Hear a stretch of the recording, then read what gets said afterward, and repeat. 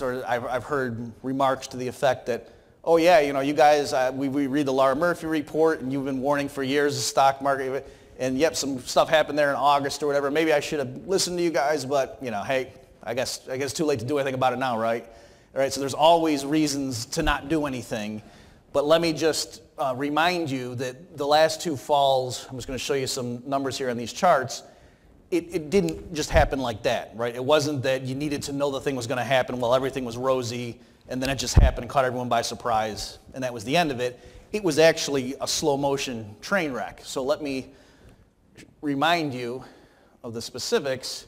So if you're having trouble in the back looking at this, so this is the S&P 500, this chart, and you can see this is January 99, January 2000, 2001, 02, 03, right? So this is a 5-year chart starting in 99.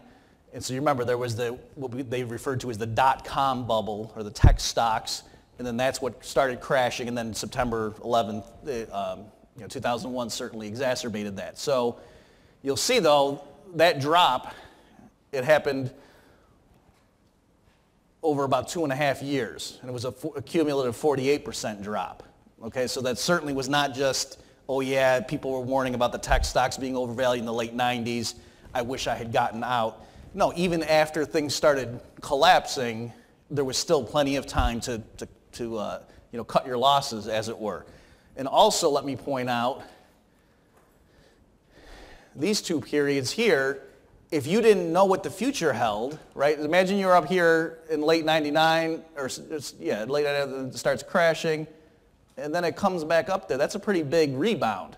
So people right, in late 2000, they might have thought the worst was over, that it had bottomed out, and then they were back into recovery, but they weren't. Look at how far it fell after that. And then even there, that wasn't the bottom. Even though they would have thought, okay, how worse could it get? It started coming up. You see that sharp rise right there. So people right in this period understandably could have thought, okay, yeah, the market's really taken a beating since the tech bubble burst, but surely that's the worst of it. Well, no, it wasn't. It fell even further, right? Okay, similar story. Let me show you what happened in 07 and 08. Again, so if you can't see in the back, this is January of 06, 07, 08. So it's a 5-year stretch. And again, this is the S&P 500.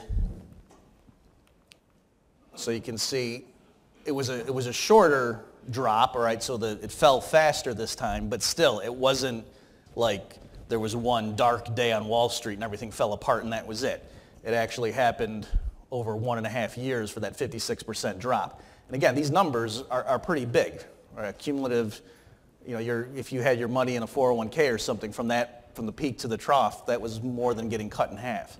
So my point in bringing this up is, I know you're busy, you got different people saying different things to you, and if what we've been saying has resonated and sort of made sense, and now you're kicking yourself saying, you know what, I wish I had done something about this earlier, don't feel paralyzed for that these things take time to play out.